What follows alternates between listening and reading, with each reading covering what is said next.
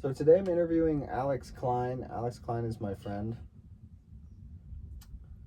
How does it feel to be such a badass and get so many bitches?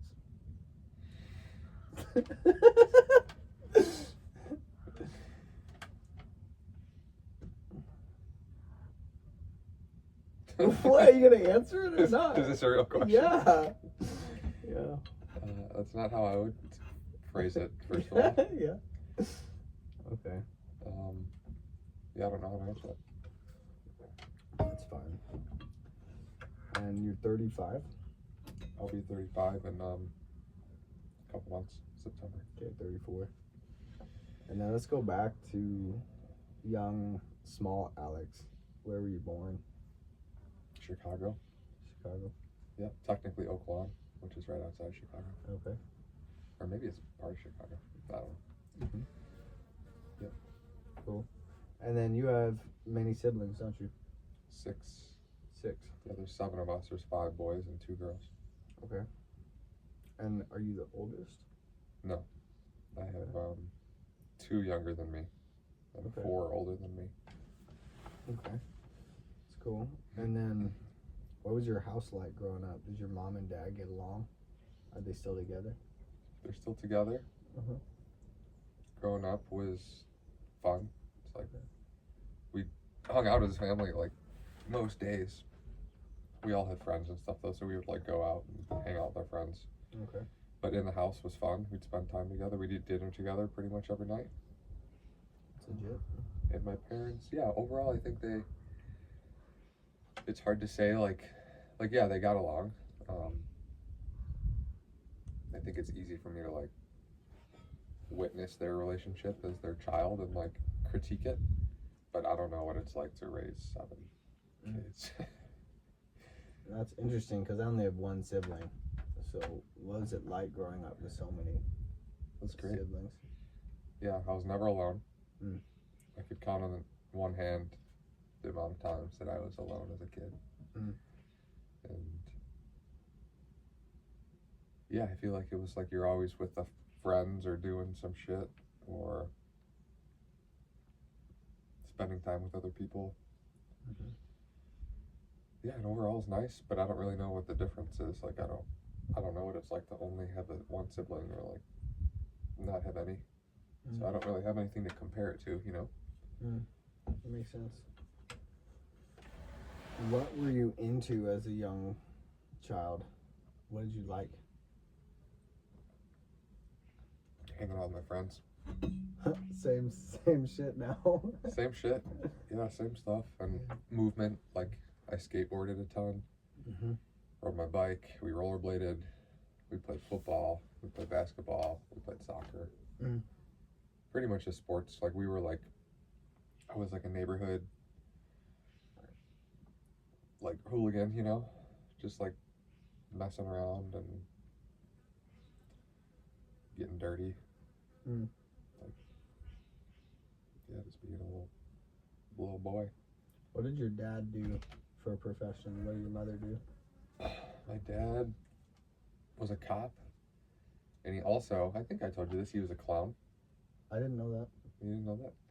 He did, Cop clown. so he, exactly, he did, he started doing like magic. So he would like, pretty sure he was just like hustling people at the bar kind of thing, like with card tricks and shit like that. Or like making stuff disappear. I don't really know. I just like have this vision in my head of him like fucking with people and like betting them like, I bet you can't do this, or you bet me that I can't do that kind of thing. Mm-hmm.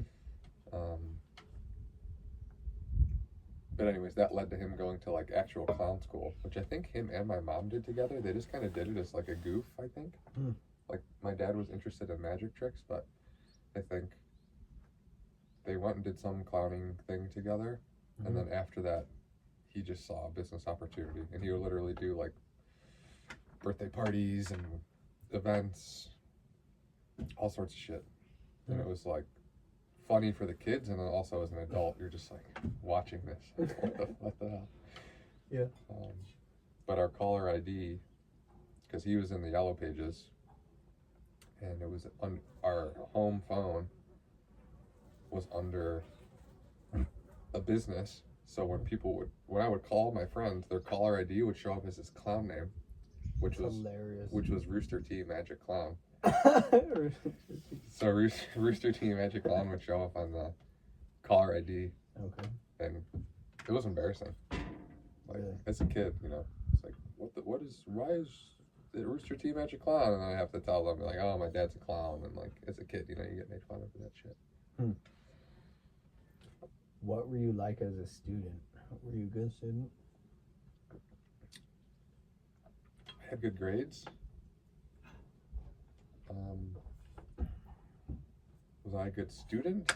I think overall, like, I was raised to be like disciplined and do my homework and study and shit. I think there was some like fear instilled in like having good grades, so that was part of it. Like I didn't want to like get grounded or not be able to hang out with my friends. So because of that, I like created discipline to be a good student. And yeah, I would like study and I did my homework. I would do it like right before class started, but I would do it. Did you have a subject that you actually cared about, or you just did it to do it? I didn't really care about any subject. Yeah, school for me was just there. It was a way to interact with my friends, but like I didn't do good sitting fucking still in a seat inside. Yeah. I was always kind of like antsy and like probably hyped up on some sugar and like wanted to like just play. So I was always fucking around in class and I got in trouble a lot.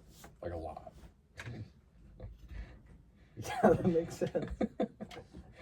Yeah, it's interesting to see, I feel at least in my generation, many of the women are more disciplined and driven than the men. And I do think a lot of it is they mature faster.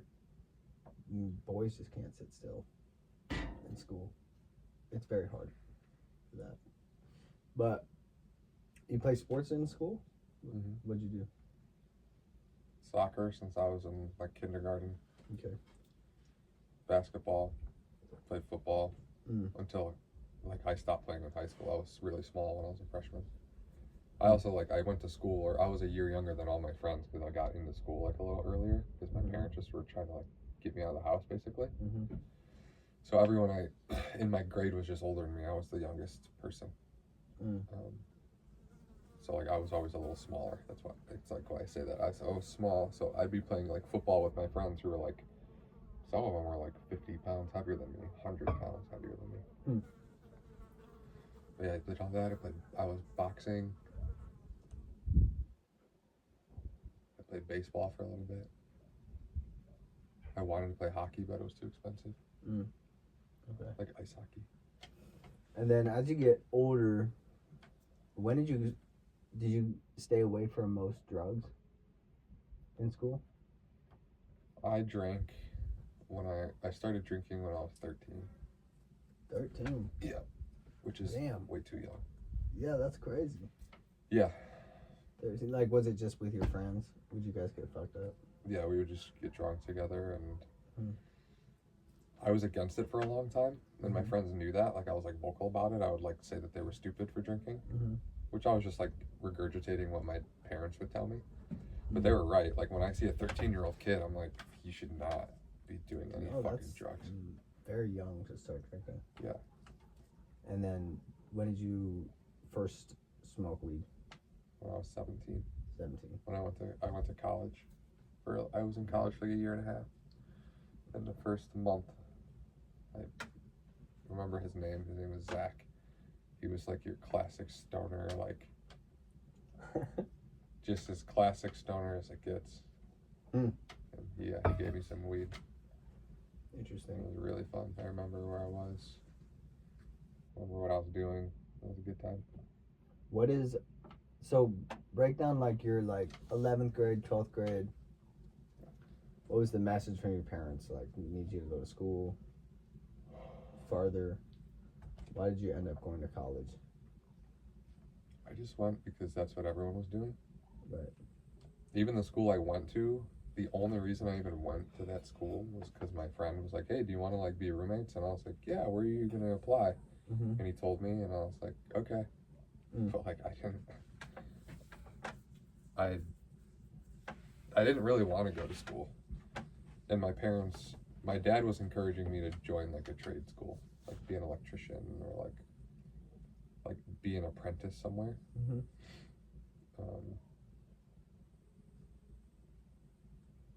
Which I actually applied to. I could have been in the electricians union, plumbing union, which they call it pipe fitters union, Mm-hmm. and then a fireman. I could have been a fireman. Why didn't you? You can remember why? That wasn't until I was like 24, 25. But yeah, because I moved here. Okay. I got offered a job here, and at the exact same time I got offered a job as a fireman. I didn't know you got offered a job as fireman. Yeah, because in Chicago, you join like a lottery. You apply. I think there was like 40,000 people that applied that year. Mm-hmm. And only out of those 40,000, 15,000, 1-5, actually made it through processing and like past the initial stages of it, just weeding out the total like The delinquents. Yeah. Mm-hmm. And once you get past that, you get thrown into a random lottery. At least they say it's random. I honestly feel like it's not super random, but there's probably some preferential shit in there. But I was number 91 or something like that out of the 15,000 people. Damn. To get called, and then you just wait. So many people like at that time were like, hey, what's your number? And do you think you're gonna get a call? And they did like 50 people at a time. So I was like the second round. They did the first 50 and then I was the next. And then when they called me and they were like, hey, we need you to come in for processing. So I like had to do like I don't know, fireman test where I would like climb a ladder and carry like a dummy body that was 200 pounds and run on a treadmill for like an hour or a mile or something. Anyway, it was some like physical test. I started doing all this shit, and then at the same time I was in talks with Lagunitas, and they offered me a job in California. So I was kind of torn because people in Chicago, like getting the fireman gig is like you work 2 days on and they take 3 days off. So it's kind of like, people say it's an ideal schedule. I don't personally believe that because you're working 48 hours straight, like you're at the firehouse. But anyways, it's like people like were killing to get that job. So when I was given the opportunity because of all this social pressure around like it being such a good perceived opportunity, it made it challenging for me, even though deep down I'm like, I just want to move to California and see what happens. So why did you receive an offer from Lagunitas? What were you doing prior? I was their procurement manager, which means I was managing all their inventory, which is a really big role at a company like that. Like it's really important. And then after I managed their inventory and I got it to a really healthy place, they asked me to start purchasing all of it, which was like, I don't know, at least $2 million a year in spend. And then if you factor in all the hops and contracts and shit, it was probably, I don't know how many millions of dollars. I'd have to like look at a spreadsheet. I don't want to like make some shit up, but it was a big number.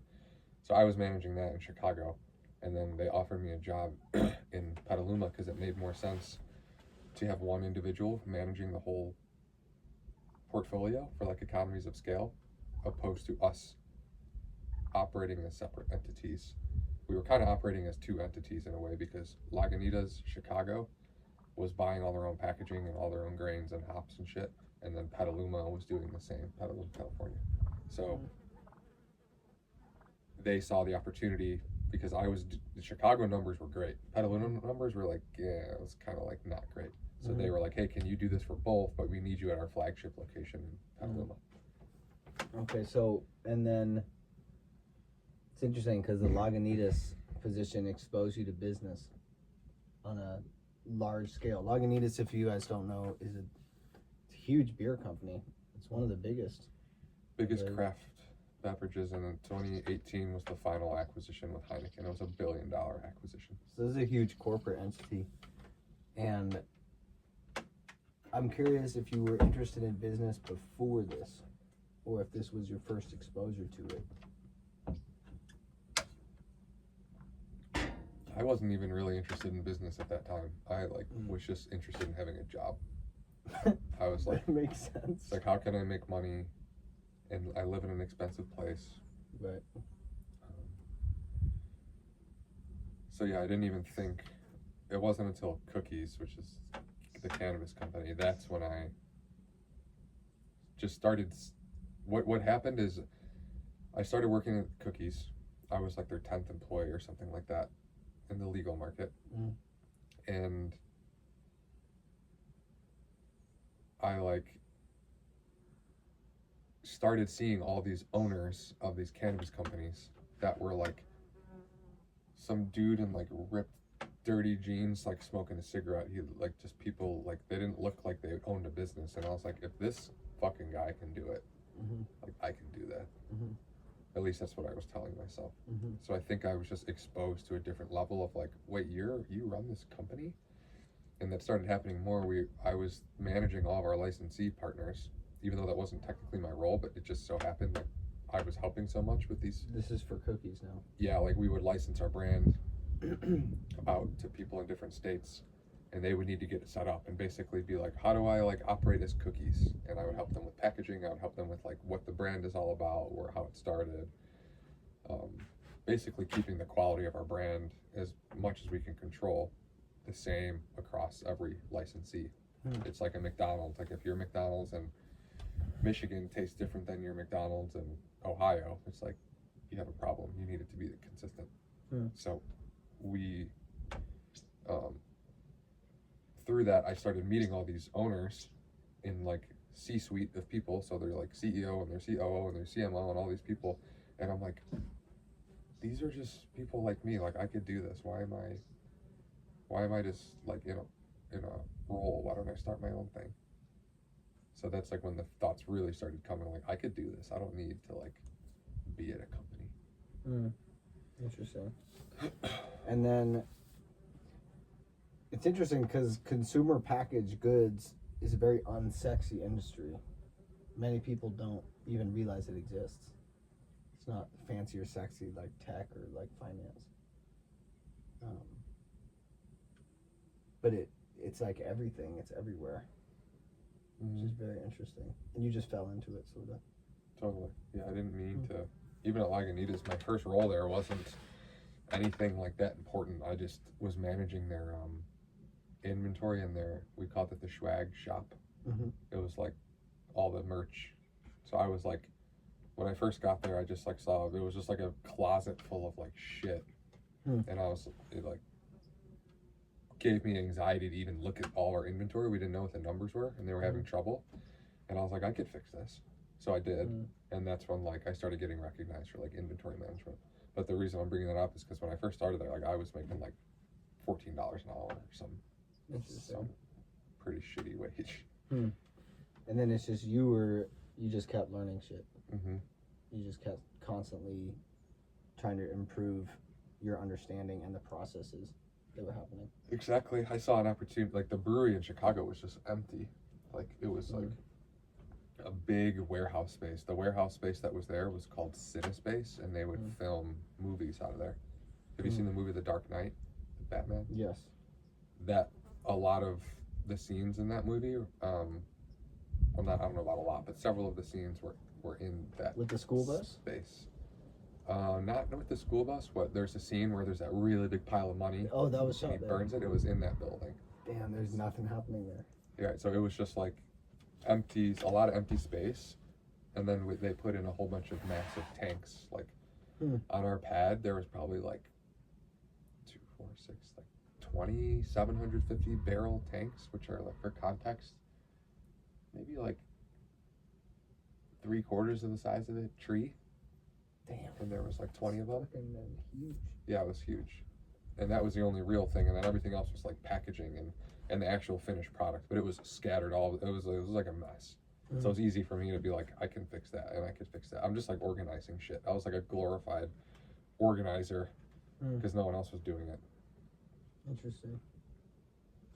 So Hmm. What was your first job you ever had? Roofing. Roofing. I know that. So speak on that a little bit. How did that experience shape you and your ambitions? Yeah, I wanted money when I was like, I think I got the job when I was 14. Right. But I got to the point where I was like asking my parents. I mean, my whole life up until that point, I had to ask my parents to buy me things. Right. And even going out, it's like if I was with my friends, I'd ask them, "Do you have $5 so I could buy, I don't know, fucking Doritos or whatever I was doing, or go see a movie?" And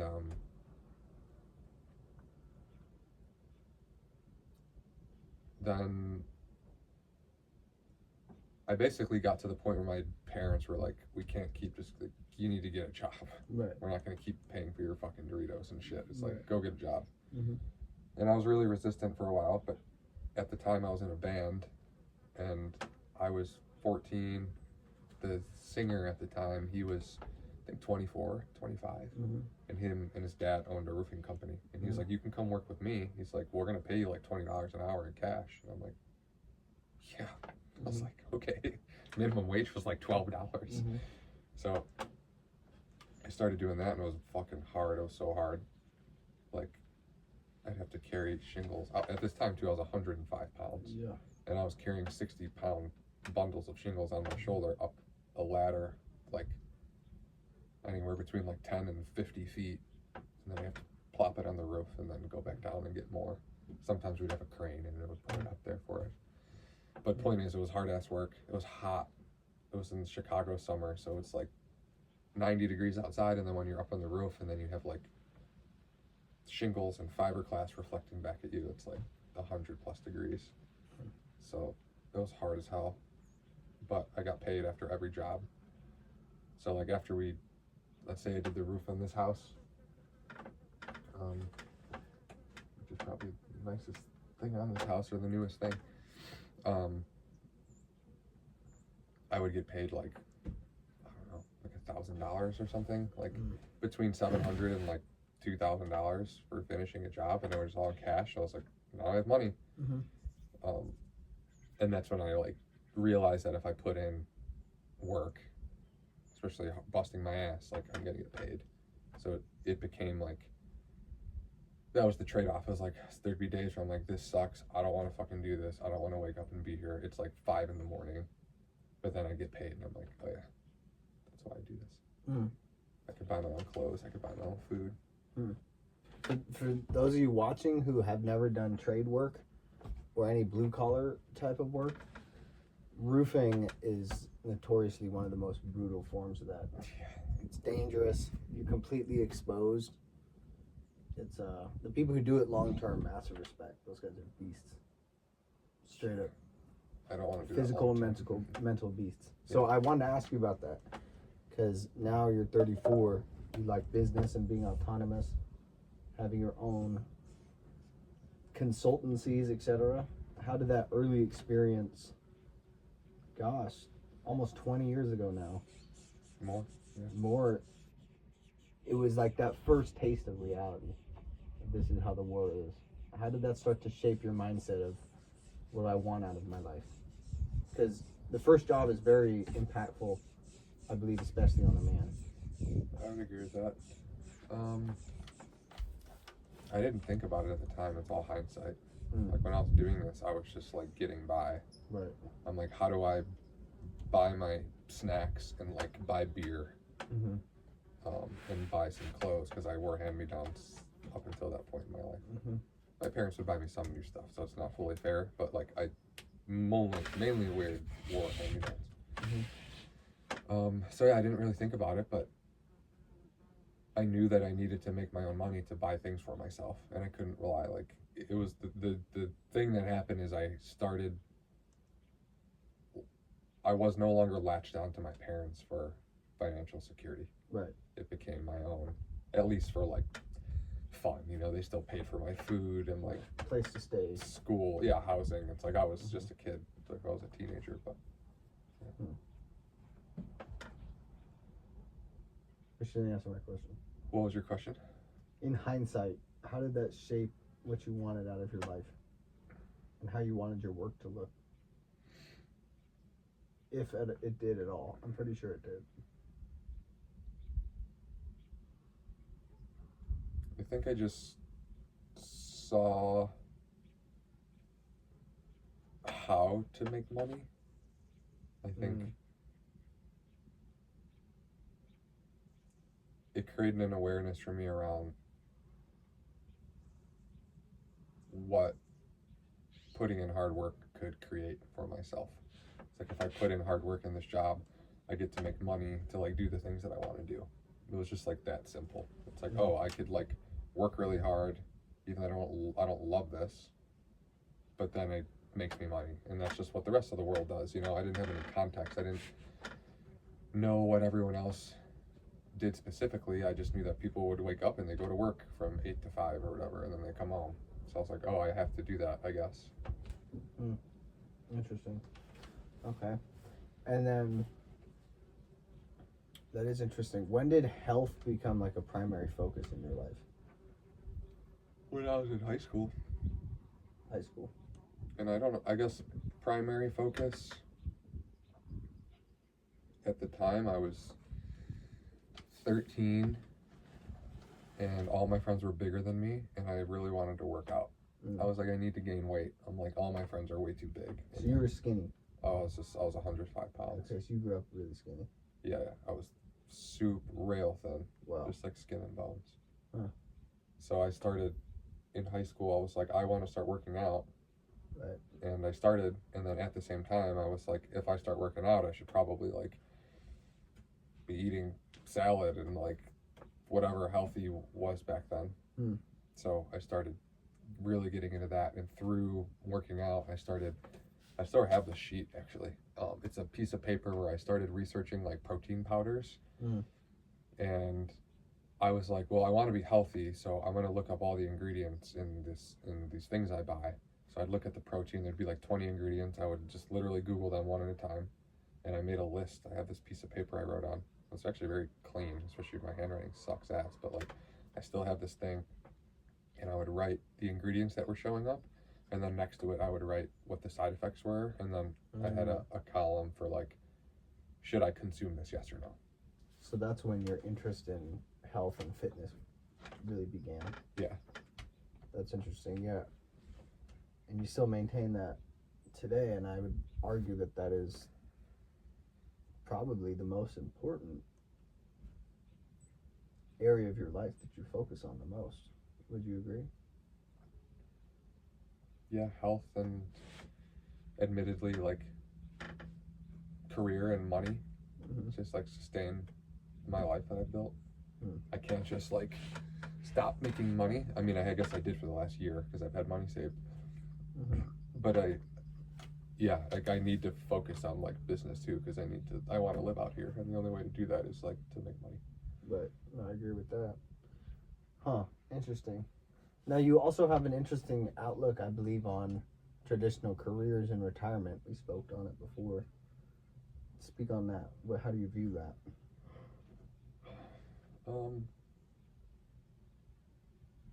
Ultimately, I think it's different for everyone. I think that like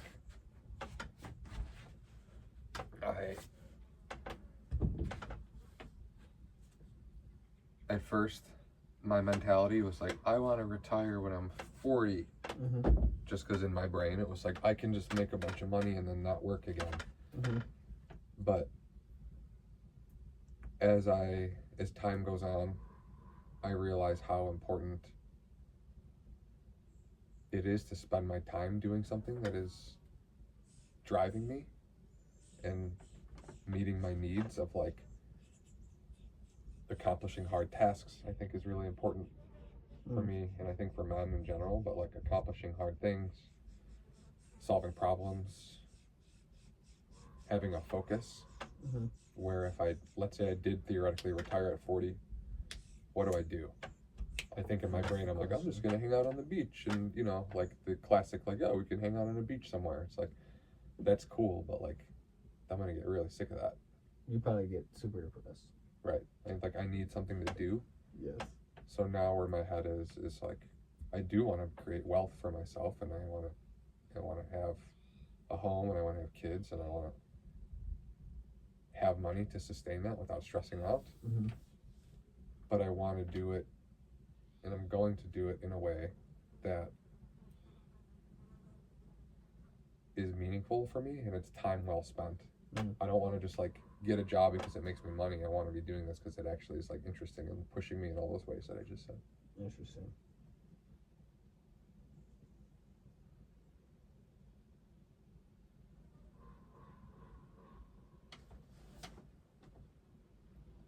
Yeah, I feel the difference between you and I is I frankly had more time because there's more support through college. So I had more time to think, and I worked. But you were like, I need a job. I need to support myself. So there was less pondering about what brings me meaning. What do I really love to do? How do I want to produce income for myself? For sure. Because you're just like, dude, I need to pay the rent. And like, I'm going to worry about that shit later. And now you're a bit older and you have more money and time to think about that. Yeah, and I think to be fair to my younger self, I had the awareness around spending my time on something that felt useful to me. Mm. So when I was applying for schools, the only reason why I was just like applying to random places like that my friends were going to is because I don't feel like I actually had the direction. Mm-hmm. And I had a counselor, Mm-hmm. and he like, I was only 13 when I was 12. I was only, no, wait, no. I was 15 when I was having these conversations about college. It's like when you're a junior in high school, you start doing that and applying. Mm-hmm. And I don't feel like I was given good guidance. Like my dad was kind of like, yeah, you'll figure it out. Mm-hmm. And like, he had his opinion, and him and I didn't always see eye to eye, so I think it was easy for me to like write his opinion off. Mm-hmm. And then at school, though, I was leaning on this like counselor whose job was literally to help us do this. But I would ask him questions, and I don't feel like I was getting the answers I wanted. I was thinking deeper. I've always been a deep thinker, and I think at the time there was the questions they were asking me like, well, what do you want to do? And I'm like, I'm fucking 15. I don't know what I want to do. I want to go to school and party with my friends is what I want to do. But very few people know at that age. Right. So I was seeking, and I didn't have the words to articulate this at the time, but what I was truly seeking was asking me questions. I almost needed to like interview myself or have someone interview me to ask and help me get to the root of like what I did want to do, because I didn't know how to do that for myself. Do you feel that you found it now? Found what? What you really want to do?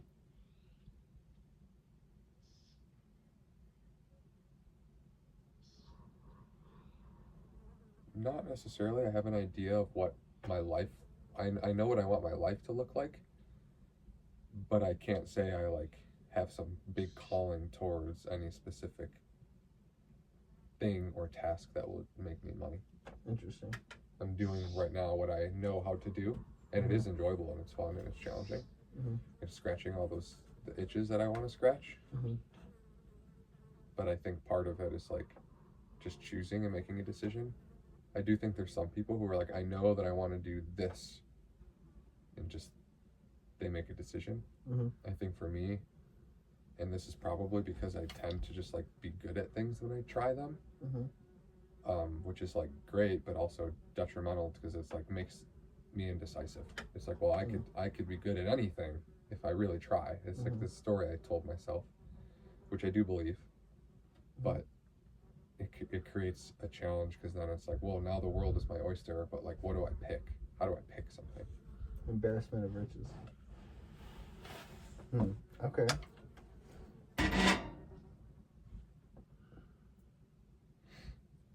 What do you love to do in your life? Brings you peace. Moving my body, exercising, and spending time with people I care about. Yeah, it's about the same for me. I also like to speak. I view Alex and I view you as a very, very healthy person. Very strong, very health conscious. Someone I definitely have learned a lot from about that. Still deal with my own shit, but I want you to speak on the importance of environment maintaining your health. Because when I go to your house, everything is low friction. It's very small. It's Spartan. You have all your exercise equipment. Fridge is full of generally good food. You don't have pets. It's almost Spartan in a way because it feels like you have a priority in your life of maintaining your health and increasing it.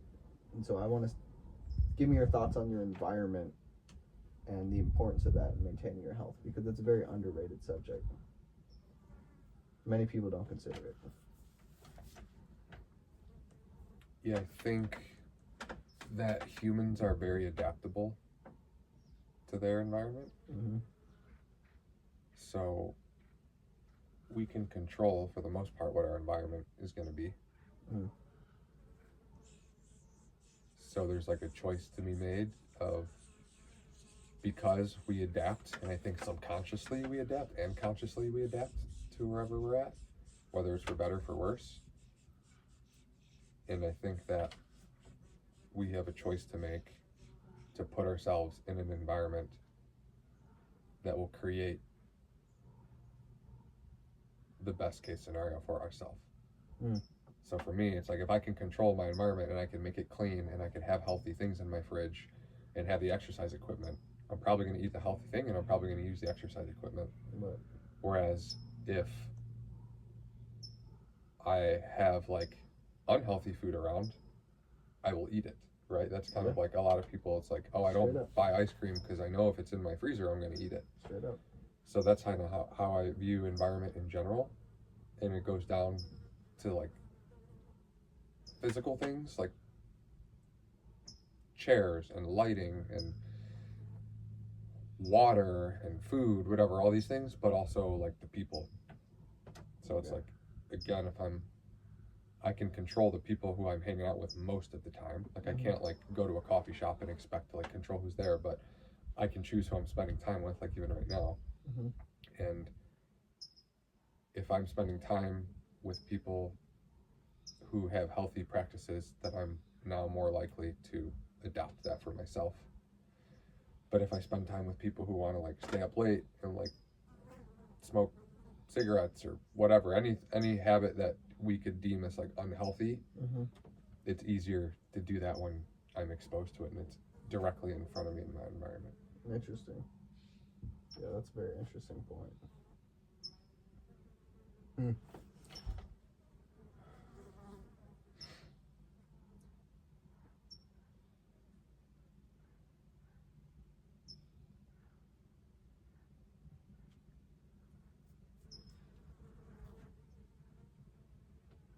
What are you looking forward to?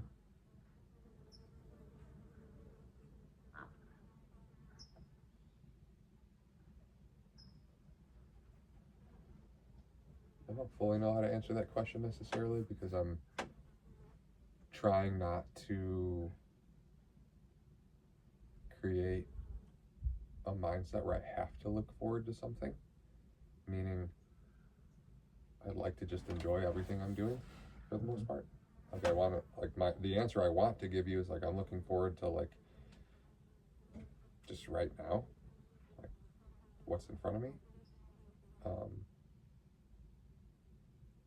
Because I think a lot of the world, I've definitely done this for years, where I'm doing a lot of like things in my life that I don't love, so I have to like plan a trip. So I'm like, oh, I have this trip to look forward to. So in the meantime, I'm kind of like just doing these shitty things and not really enjoying myself because I have this thing to look forward to, where I don't want to create that environment in my life. I want to just be like, no, every moment is great. This is fun. I want to structure my life where every moment I can look forward to. So yeah, that's like the real answer. If there is any like event or thing, I am looking forward to going out to Black Rock City in Nevada and hanging out with my friends. And like not being on my phone or a computer or something for a week or more. So my last question is, if you could talk to 24-year-old Alex, what would you tell him?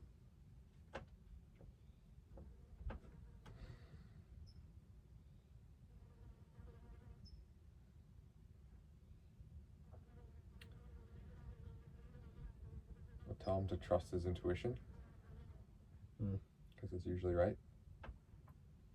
It's almost always right.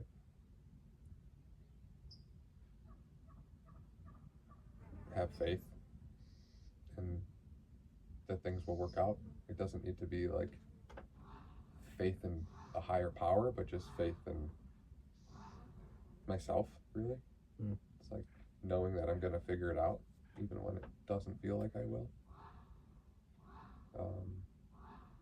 And then the third thing I would say is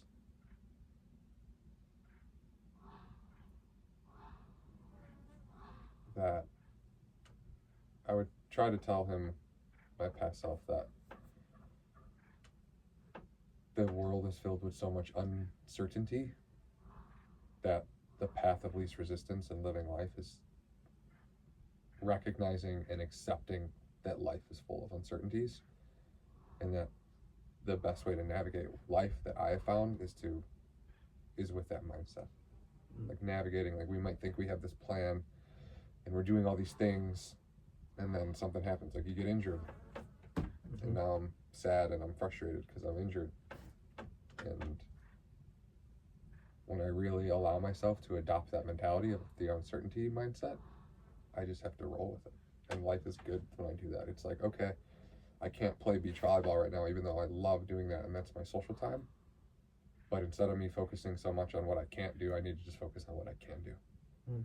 And that little mindset shift is like the foundation of how I stay positive and happy.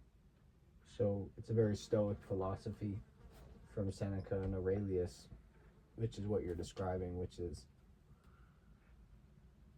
we can only control how we react to situations and circumstances we're given, because we can't control a lot. Right, to control the controllables, but you can't control a lot of shit.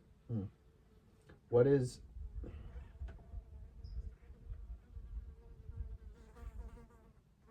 last question I want to ask is, when everything is rolling well in your life, what does that look like? What does your sleep look like? How are you moving your body?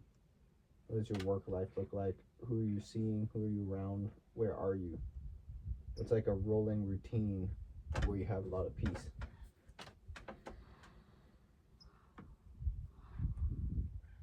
When my body feels really healthy, I'm sleeping well, I'm surrounded by people I care about and love.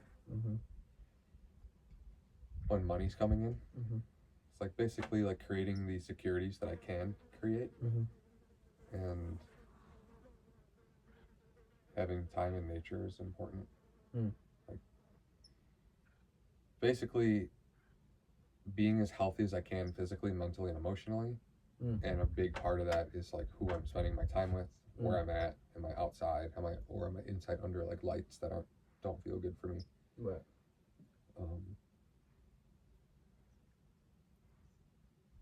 And having like I don't love the word spiritual, but that's like the closest word, is like when I have a spiritual practice, or I'm like connected with the universe or source or God or whatever people want to call it. Just like that connection is really important. And as time passes, I realize how much more important that is in my life. And I think in general, it's really easy. And the reason I bring that up is because it's really easy to focus on like all the things that people get caught up in. It's like, am I making money? How do people see me? Like, what's my status in the society? Am I getting laid? Is my woman hot enough? Right, stuff like that. It's like What does my car look like? There's like some of it is like superficial. Some of it is like makes sense. It's like, of course I want to have people view me in a way that is positive. But I think we like jump ahead and skip the step of connecting with ourselves. And God, don't love that word, but like that's probably the appropriate word. It's like, how do I connect with this thing? Am I centered in myself and my health and my mind and my heart and my body? And then if I'm doing that, everything else becomes so much better. So you're saying a connection with yourself and something greater than yourself is the most important thing in your life. Mm-hmm. That's cool. Well, that's it. That's what I got. I appreciate you. Great. Thank you. Thanks for answering. I really appreciate it.